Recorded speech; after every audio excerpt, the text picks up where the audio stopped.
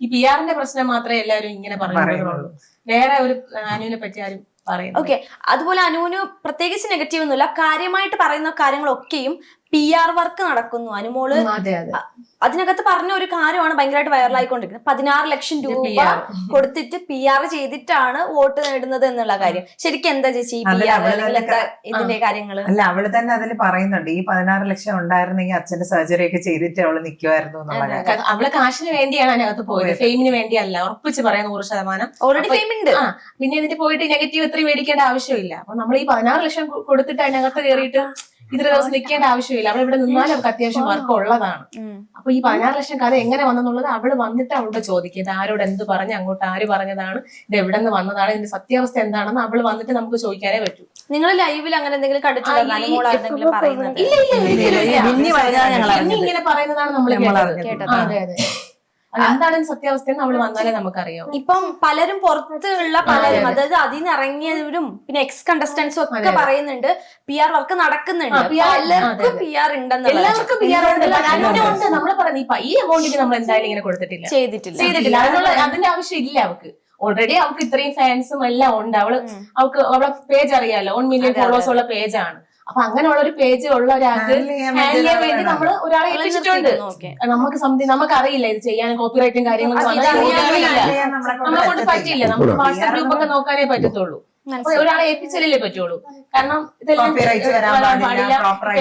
Videos ഇടണം, ഞാൻ working ആണ്, ചേച്ചിയും വർക്കിംഗ് ആണ്, പറ്റില്ല എന്തായാലും പറ്റില്ല.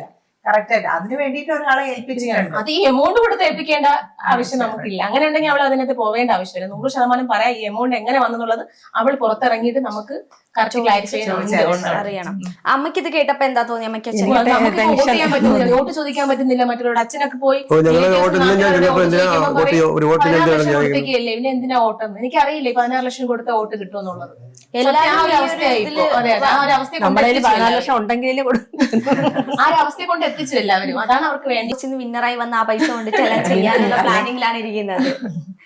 ഓക്കെ, അപ്പം ഈ PR-ന്റെ പേരിലാണ് പല നെഗറ്റീവ്സും ഭയങ്കരമായിട്ട് വന്നത്. ഈ നെഗറ്റീവ് കാണുമ്പോൾ നിങ്ങൾക്ക് എന്താ തോന്നുന്നത്? കമന്റൊക്കെ വായിക്കുമ്പോൾ വളരെ വിഷമോ, സത്യം ഭയങ്കര വിഷമോ, സങ്കടമോ. പിന്നെ അവര് സോഷ്യൽ മീഡിയ അങ്ങനെ കൈകാര്യം ചെയ്യുന്നില്ല. നമ്മൾ പറഞ്ഞു കൊടുക്കുന്ന അറിവേ ഉള്ളൂ ഇവർക്ക്. യൂട്യൂബിൽ ഒരുപാട് വീഡിയോസ് വരുന്ന അമ്മ കണ്ടോണ്ടിരിക്കും, അമ്മ എന്നെ വിളിക്കും, വിഷമിക്കും. അതങ്ങനെ നടന്നുകൊണ്ടിരിക്കുന്നത്. ഇനിയിപ്പോ കുറച്ച് ദിവസം ഇല്ലേ, അത് കഴിഞ്ഞ് ഇറങ്ങി വരുമ്പോ കുറച്ച് നാള് കാണും, പിന്നെ ഓക്കെ ആവും. ഈ അതിനകത്ത് കേറിയതിന് ശേഷം ഇത്രയും നെഗറ്റീവ് വരും എന്ന് വിചാരിച്ചിരുന്നോ? നിൽക്കുന്നത് അങ്ങനെ വെച്ചിട്ട് അങ്ങനെ വരേണ്ടതല്ല. ഇത് പുറത്ത് ഈ ഏറ്റവും കൂടുതൽ നമ്മൾ അനുഭവിച്ചത് PR-ന്റെ കാര്യത്തിലാണ്. സത്യം. അത് ബെന്നി പുറത്തിറങ്ങിയതിനു ശേഷമാണ് ഇങ്ങനെ PR-നെ പറ്റി അനുമോൾ നെഗറ്റീവ് വരാനായിട്ട് ഓപ്പോസിറ്റുള്ള കണ്ടസ്റ്റന്റിന്റെ PR-മാര് പണിയെടുക്കുന്നു. അവരാണ് പൈസ ഇറക്കി ഡിഗ്രേഡിങ് എല്ലാം ചെയ്യുന്നത്. വെറുതെ ആരെങ്കിലും ചെയ്യുമോ? നിങ്ങൾ തന്നെ ആലോചിച്ച് നോക്കിയേ. ഇത്രയും ഡിഗ്രേഡിങ് കമന്റും മെസ്സേജും ഒക്കെ ചെയ്യുന്നെങ്കിൽ വെറുതെ ആരെങ്കിലും ചെയ്യോ? ഈ ഒരു ജോലി ഇല്ലാതിരുന്നിരിക്കുന്നത് ചെയ്യോ? ഇല്ല, അവരെ പൈസ കൊടുത്ത് ചെയ്യിപ്പിക്കുന്നതാ.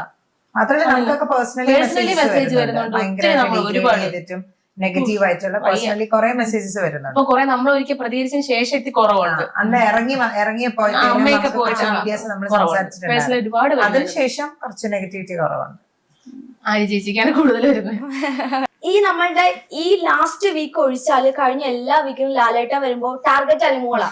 എപ്പോഴും വഴക്ക് പറയുന്നില്ല ഇത് ഇഷ്ടപ്പെടുന്ന അനുമോളോടാ. അപ്പൊ അതിനെ കുറിച്ചിട്ട് പുറത്ത് ഭയങ്കര ഒരു ചർച്ച നടക്കുന്നുണ്ട്. എന്തിനാ അനുമോളെ മാത്രം എപ്പോഴും ഇങ്ങനെ പറയുന്നേന്ന് ചോദിച്ചിട്ട്. അത് കാണുമ്പോൾ നിങ്ങൾക്ക് എന്താ തോന്നുന്നത്? ഇനിയിപ്പോ എപ്പിസോഡ് വരുമ്പോ എന്ത് പറയണം, ടെൻഷനാ. നമുക്ക് ഞായറാഴ്ച ശനി ഞായറോ ആകുമ്പോ ടെൻഷനാണ്.